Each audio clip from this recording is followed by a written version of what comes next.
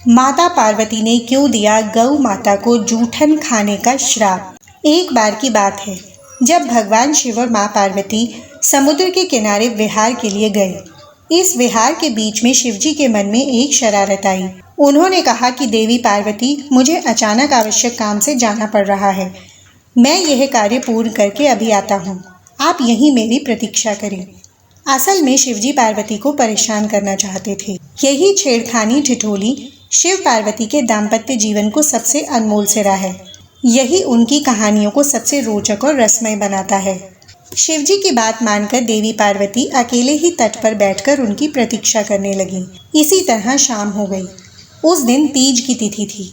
जब रात तक शिवजी न लौटे तो देवी पार्वती ने तट पर ही रेत के शिवलिंग का निर्माण किया और आसपास उपलब्ध पूजन सामग्री से रात भर शिवजी का निर्जला निराहार व्रत संपूर्ण किया। शिवजी सूक्ष्म रूप में वहीं उपस्थित थे और हर गतिविधि के साक्षी थे। सुबह होने पर पार्वती ने समुद्र में रेत के शिवलिंग और पूजन सामग्री का विसर्जन कर दिया। इसके थोड़ी ही देर बाद शिवजी प्रकट हो गए और बोलने लगे कि देवी पार्वती, आपने कल तीज की तिथि पर मेरी पूजा नहीं की। पार्वती जी ने कहा कि मैंने पूजा की है और अभी सामग्री विसर्जित की है। शिवजी अभी भी पार्वती के साथ और ठिठोली करना चाहते थे। उन्होंने कहा कि पार्वती, मुझे तो पूजा का कोई चिन्ह दिखाई नहीं देता।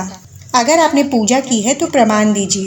अब तक माँ पार्वती भी समझ चुकी थी कि भगवान शिव उन्हें जानबूझकर सता रहे हैं, क्योंकि जो जगत की हर घटना का साक्षी है उसे प्रमाण की क्या आवश्यकता है। देवी पार्वती भी इस हंसी मजाक का भरपूर मजा ले रही थी। शिवजी की बात सुनकर माता पार्वती ने आसपास देखा। उन्हें एक गाय खड़ी दिखाई दी। उन्होंने शिवजी से कहा कि ये गाय मेरी साक्षी है। मेरे पूजा करते समय ये यहीं उपस्थित थी।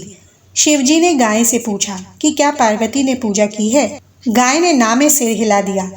शिवजी ने कहा, पार्वती, आप असत्य कह रही हैं। गाय ने आपकी गवाही नहीं दी। शिवजी के सामने स्वयं का अकारण झूठा साबित होना पार्वती सहन नहीं कर पाई।